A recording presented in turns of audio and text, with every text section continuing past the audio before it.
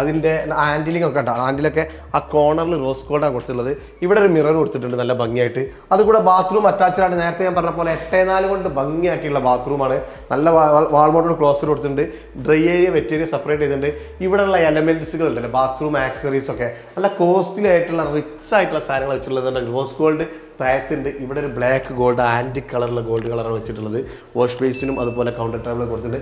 നല്ല നമ്മൾ സോപ്പ് ഡിഷും അതുപോലെ തന്നെ ടവൽ റാഡൊക്കെ ആ ആൻറ്റിക് ഫീൽ ചെയ്യുന്നതാണ് വെച്ചിട്ടുള്ളത്. മാത്രമല്ല ഇറ്റാലിയൻ മാർബിളിൻ്റെ ആ ഭംഗി എടുത്ത് കാണിക്കുന്ന രീതിയിലുള്ള വോളിൽ സ്ലാബാണ് വാളിൽ ചെയ്തിട്ടുള്ളത്. ഇതാണ് മുകളിലുള്ള ഒരു മാസ്റ്റർ ബെഡ്റൂം. കയറി വരുമ്പോൾ തന്നെ ഇവിടെ ബാത്റൂം അറ്റാച്ച്ഡ് ആണ്. ലാസ്റ്റ് ബാത്റൂം കാണാം. ഇവിടെ സ്റ്റെപ്പ് കയറി ഇറങ്ങി കഴിഞ്ഞാൽ നമ്മളെ ബെഡ്റൂം എത്തി. വിശാലമായിട്ടുള്ള ബെഡ്റൂം കേട്ടോ. വലിയ ഹെഡ്റസ്റ്റുകളൊക്കെ കൊടുത്ത് നല്ല കുഷൻസൊക്കെ കൊടുത്തിട്ടുള്ള വിശാലമായിട്ടുള്ള ഒരു ബെഡ്റൂമാണ്. മാത്രമല്ല ഇതിൻ്റെ ഡോർമൊക്കെ നല്ല ഭംഗിയായിട്ട് ഡിസൈൻ ചെയ്തിട്ടുണ്ട്.